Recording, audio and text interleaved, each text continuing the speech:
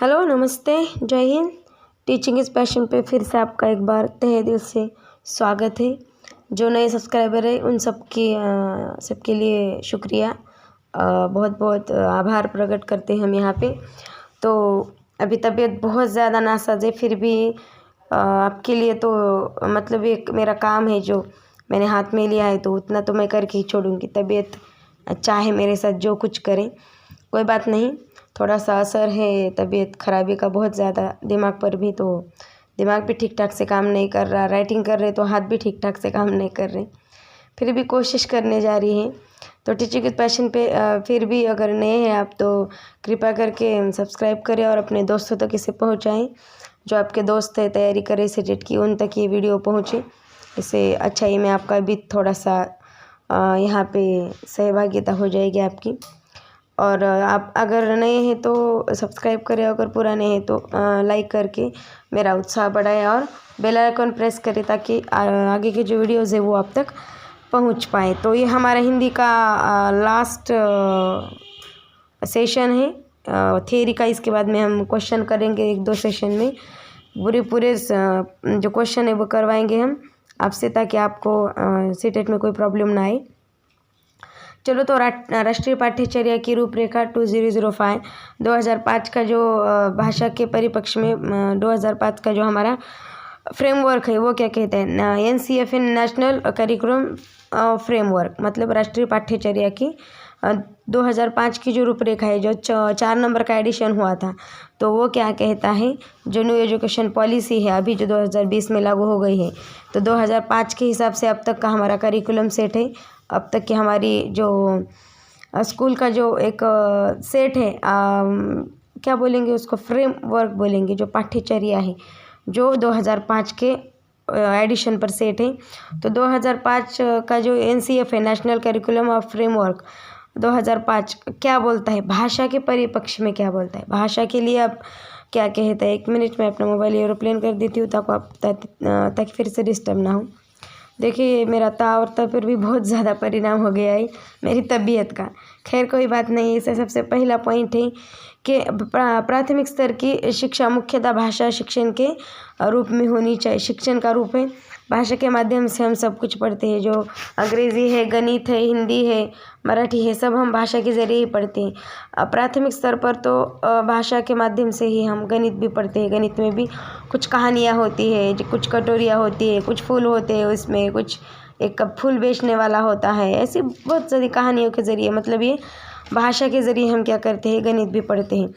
आरंभिक स्तर के गणित एवं समाज शिक्षण, समाज एवं परिवेश का ज्ञान भी मातृभाषा से अच्छे ढंग से आसानी से प्राप्त किया जा सकता है। आरंभिक स्तर पर गणित हुआ, समाज का ज्ञान, आजू बाजू के लोगों का ज्ञान, सोशल समाज, सिक्योरिटी का जो सोशल समाज है उनका ज्ञान, परिवेश का ज्ञान, आजू बाजू की संस्कृति है उसका ज्ञान भी आप भाषा के ज़रिए आपको प्राप्त होता है, जो आपकी मातृभाषा होती है। यहाँ पे मदर टंग का इम्पोर्टेंट रोल है। प्राथमिक स्कूल में शिक्षा का माध्यम सीखने वाले की मातृभाषा ही होनी चाहिए। प्राथमिक स्तर पर क्या होना चाहिए, भाषा का माध्यम सीखने वाले की मातृभाषा होना चाहिए। मातृभाषा में पढ़ा हुआ सीखा हुआ ज्ञान जल्दी से समझ में आता है, वो सहजता से क्या होता है, वो आत्मसात होता है। तो चाहिए जिसका आधार निश्चय हो कि वे अनुभाविक, भाषिक व संज्ञानात्मक स्रोत होने चाहिए, जिन्हें बच्चा अपने साथ लेकर स्कूल में प्रवेश करता है। तो बच्चे के साथ वो ज्ञान प्राप्त होना चाहिए, वो बच्चा वो सब कुछ लेके स्कूल में जाना चाहिए जो उसने अनुभवों के ज़रिए क्या किया है, प्राप्त किया है। भाषिक व संज्ञानात्मक स्रोत होने, मतलब स्रोत के ज़रिए उसने प्राप्त किया है, जो कि उसने अपने परिवेश से, अपनी मातृभूमि से लिया है। उसके बाद में 4 नंबर का पॉइंट है जहाँ योग्यता प्राप्त शिक्षक और पर्याप्त अवसंरचनात्मक भाषाएं उपलब्ध हो, वहाँ प्राथमिक स्तर से ही अंग्रेज़ी पढ़ाई जा सकती है। जहाँ पे एक इन्वायरमेंट सेटअप होना चाहिए, जहाँ पे योग्यता प्राप्त शिक्षक मतलब अनुभवी ज्ञान प्राप्त शिक्षक हो, जो अंग्रेज़ी ठीक ठाक से पढ़ा सकते हो। जहाँ पे परिवेश भी अच्छा हो, जैसे अंग्रेजी स्कूल है वहाँ का परिवेश भी उस तरह से होना चाहिए। जहाँ अगर ऐसे सब कुछ इन्वायरमेंट अवेलेबल है तो वहाँ पे प्रथम साल से ही अंग्रेजी पढ़ा सकते हैं। प्रथम 1-2 साल तक मुख्यतः मौखिक मतलब ओरल पर भर देना चाहिए। जैसे बोलकर पढ़ाने में भर देना चाहिए। उसके बाद में श्रव्य कुशलता पर यानी ओरल एबिलिटी पर वहाँ पे ज़्यादा से ज़्यादा भर देना चाहिए। सामान्य बातचीत होनी चाहिए। बातचीत जो है वो बातचीत कैसी होनी चाहिए, तो सामान्य बातचीत होनी चाहिए। उसके बाद में आए 5 अंग्रेज़ी की कक्षा में बच्चों को उनकी मातृभाषा का प्रयोग करने की अनुमति देनी चाहिए, उनको रोकना नहीं जाना चाहिए। ऐसी पाठ्य पुस्तक होनी चाहिए शिक्षण की जो निर्भर होनी चाहिए बच्चे के समझ पर, समझ के स्तर पर। बच्चा किस तरह से सोचता है, किस तरह से समझता है, उस पर बच्चों की जो पाठ्य पुस्तक है वो निर्भर होनी चाहिए। वहाँ पर उनको अपनी मातृभाषा का प्रयोग करने की अनुमति भी होनी चाहिए, ताकि बच्चे क्या करें, खुलकर एक्सप्रेस करें अपनी जो बातें हैं वो वहाँ पर कहे, बोले, सुने और अब रिप्रेजेंट करे। इसलिए कक्षा का माहौल भी ऐसा होना चाहिए। यदि योग्य प्रशिक्षित शिक्षक उपलब्ध नहीं है तो अंग्रेज़ी प्राथमिक स्तर के बाद ही लानी चाहिए। अगर वहाँ पे योग्य प्रशिक्षित शिक्षक अगर उपलब्ध नहीं है तो वहाँ पे अंग्रेज़ी पहली दूसरे के बाद ही लानी चाहिए, प्राथमिक स्तर के बाद ही लानी चाहिए। उसे इस तरह से पढ़ाए के बच्चे उसे जल्द से और आसानी से कनेक्ट कर पाए। बच्चों को इस तरह से पढ़ाना चाहिए, अंग्रेज़ी भी हो तो, कि वो आसानी से उसे कनेक्ट कर पाए, अपने ज़िंदगी से जोड़ पाए, वो उसे रिएक्ट कर पाए, उस बात कर समझ पाए उस बात को। उसके बाद में है घर में बोली जाने वाली, दोस्तों के बीच, पड़ोसी की भाषाओं तथा स्कूल में प्रयुक्त की जाने वाली भाषा के बीच समन्वय होना चाहिए। सिमिलैरिटी होनी चाहिए, इसमें ज़्यादा दूरी नहीं होनी चाहिए। स्कूल की भाषा, घर की भाषा और परिवेश की भाषा में ज़्यादा मूल्यों का अंतर नहीं होना चाहिए। जैसे स्कूल की भाषा, घर की भाषा और परिवेश की भाषा, ये तीनों जो है तो ये मिलती जुलती होनी चाहिए, मतलब समवाय होना चाहिए, वहाँ पे कहीं ना कहीं पे मिलाप होना चाहिए। फिल अ गैप नहीं होना चाहिए, गैप वहाँ पे भरा हुआ होना चाहिए। अंग्रेज़ी माध्यम स्कूलों में भी मातृभाषा का प्रयोग होना चाहिए। विद्यार्थियों को एक भाषा से दूसरी भाषा में जाने की अनुमति होनी चाहिए। तो अंग्रेज़ी भाषा माध्यम की जो स्कूल है वहाँ पे भी बच्चों को मातृभाषा का प्रयोग करने का पूरी तरह से वहाँ पे हक होना चाहिए। नहीं तो बच्चे पोपट पंछी बन जाएंगे, खाली क्या करेंगे वो, मतलब उनको अगर स्प्रिंग लगाने के बाद घूमने जैसा वो जो खिलौना होता है उस भांति बच्चों की अवस्था हो जाएगी, अगर हमने उन्हें मातृभाषा में बोलने का अवसर नहीं दिया। मातृभाषा में बच्चे जो ज्ञान उन्हें प्राप्त है, जो समझ उनमें आई हुई है, वो समझ वो एक्सप्रेस कर पाएंगे उनकी मातृभाषा के ज़रिए, ना कि अंग्रेज़ी। खाली अंग्रेज़ी उनकी मातृभाषा नहीं है तो वो उसमें उतने मतलब ठीक ठाक से नहीं बोल पाएंगे जितना वो अपनी मातृभाषा में बोलते हैं। उसके बाद में मातृभाषा का प्रयोग शिक्षा के उच्च स्तरों तक करना चाहिए, ताकि संज्ञानात्मक विकास बेहतरीन अंतर्वैयक्तिक कुशलता से हो। मतलब जो मातृभाषा का प्रयोग है वो शिक्षा के उच्च स्तरों तक करना चाहिए। उच्च स्तरों तक इसका प्रयोग करना चाहिए ताकि क्या हो, संज्ञानात्मक विकास बेहतर हो बच्चों का। बच्चों ने जो ज्ञान प्राप्त किया है वो उनकी मातृभाषा में करेंगे तो ज़्यादा से ज़्यादा प्रभावी वो ज्ञान उनके दिमाग में ठहर जाएगा। अंतर्वैयक्तिक संवाद कुशलता से हो, मतलब एक दूसरे से जो बातचीत है वो कुशलता से वहाँ पे होगी। डिबेट करने का बच्चों को मौका मिलेगा, ताकि उनके पास भाषा की एक सहज सामग्री अवेलेबल होगी तो वो ज़्यादा से ज़्यादा डिबेट कर पाएंगे, बोल पाएंगे, अपनी बात कह पाएंगे।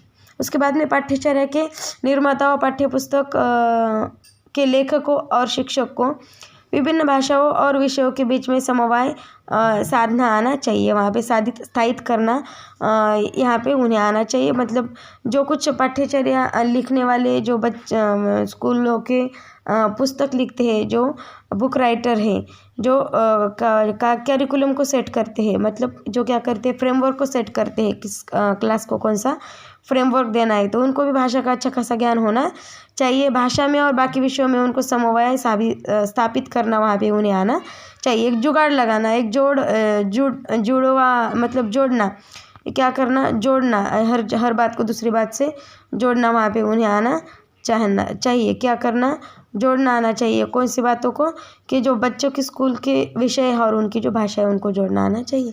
उसके बाद में थोड़ा सा आज दिमाग गड़बड़ा जा रहा है, कोई बात नहीं, जहाँ तक संभव हो हो सके उद्देश्य भाषा व उच्च माध्यमिक स्तर पर 2 वर्षों तक पढ़ाई जानी चाहिए। जो उच्च माध्यमिक भाषा है, विदेशी भाषा है, वो कम से कम 2 सालों तक पढ़ानी चाहिए उच्च माध्यमिक स्तर पर। उसके बाद में है विधियाँ सामग्री। कक्षा में अपनाई गई कार्यनीतियाँ और मूल्यांकन प्रक्रिया इस तरह की होनी चाहिए जो इस बात को सुनिश्चित करे कि बच्चे स्कूल छोड़ते वक्त हिंदी या क्षेत्रीय भाषा या अंग्रेज़ी में उच्च शिक्षित हो। तो ये जो करिकुलम है, ये फ्रेमवर्क इस तरह का होना चाहिए। शिक्षक की सिखाने की नीतियाँ, बच्चों की पढ़ने की नीतियाँ, मूल्यांकन जो परीक्षाएँ लेते हैं वो भी कुछ इस तरह का होना चाहिए कि बच्चे जब स्कूल से आउट हो जाएंगे तो वो कम से कम स्कूल छोड़ते वक्त एक तो हिंदी भाषा, एक तो क्षेत्रीय भाषा और अंग्रेज़ी भाषा का उन्हें ज्ञान होना चाहिए। तब तक ऐसे वो परिपूर्ण होनी चाहिए। उसके बाद में हिंदी और अंग्रेजी के शिक्षकों को क्षेत्रीय भाषा का ज्ञान होना चाहिए। अब हिंदी और अंग्रेजी में पढ़ाने वाले जो शिक्षक हैं उनको क्षेत्रीय भाषा का ज्ञान थोड़ा बहुत होना चाहिए ताकि बच्चे उन शिक्षकों से जुड़ सके, वो अपनापन महसूस करके पढ़ सके। आदिवासी क्षेत्रों में जहाँ दूसरी भाषा को ज्ञान की संभावना दूसरी भाषा से जुड़ सके, आदिवासी क्षेत्रों में जहाँ दूसरी भाषा को ज्ञान की संभावना कम हो, उस क्षेत्र की भाषा जानने वाले शिक्षक को शामिल करना अत्यंत ज़रूरी है। अगर आप किसी आदिवासी क्षेत्र पर पढ़ाने गए हो, आपको हिंदी आती है, अंग्रेज़ी आती है, पर आपको अगर उस क्षेत्र की भाषा नहीं आती जो उस आदिवासी लोग बोलते हैं वहाँ के, तो वो रिलेट नहीं कर पाएंगे, जुड़ नहीं पाएंगे वो बच्चा आपसे। आप जो पढ़ा रहे वो उसमें उनको अपनापन नहीं लगेगा क्योंकि वो उनकी भाषा नहीं होगी। तो इसलिए वहाँ के जो भाषा बोलने वाले हैं उनकी सहायता लेनी आपको वहाँ पे ज़रूरत है। तो एक मूवी आई थी न्यूटन जिसमें राजकुमार राव का रोल था, तो उस पिक्चर में वो दिखाई वाली बात है कि कैसी समस्याएं वहाँ पे आती हैं। 14 नंबर का पॉइंट है भाषा शिक्षण के मामले में संपूर्णतावादी होलिस्टिक जो एक दृष्टिकोण है वो होना चाहिए। होलिस्टिक रुख अपनाने की ज़रूरत है, संपूर्णतावादी दृष्टिकोण अपनाने की ज़रूरत है। विविध संदर्भों में भाषा प्रयोग पर आधारित पाठ्य पुस्तकों को शिक्षा का आधार बनाना चाहिए। विविध संदर्भों में भाषा प्रयोग पर आधारित पाठ्य पुस्तकों को आधार बनाना क्या है वहाँ पे ज़रूरी है।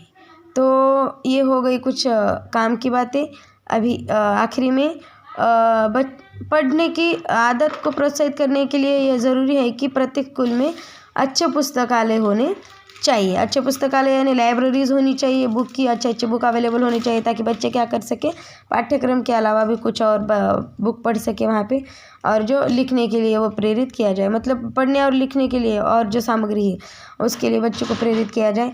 भाषा सीखने सिखाने के लिए तरीकों के क्षेत्र में छोटी छोटी शोध परियोजनाओं को बढ़ावा देना चाहिए। जैसे कि कौन सी भाषा में क्या ज्ञान है, कौन सा अगर कोई बुक है महत्वपूर्ण तो वो किस भाषा में लिखा हुआ है, तो वैसे बच्चों को पढ़ने के लिए प्रेरित करना चाहिए। तो ये थी हमारा हिंदी पेडागोजी का लास्ट चैप्टर था। इसके बाद में करीब हम 1-2 सेशन में क्वेश्चन आंसर लेंगे। तबीयत बिल्कुल साथ नहीं दे रही, जैसे जैसे आपके एग्ज़ाम नज़दीक आ रही मेरी तबीयत पता नहीं मुझसे कौन से दिन का बदला ले रही। खैर कोई बात नहीं, हम भी हारने वालों में से नहीं है।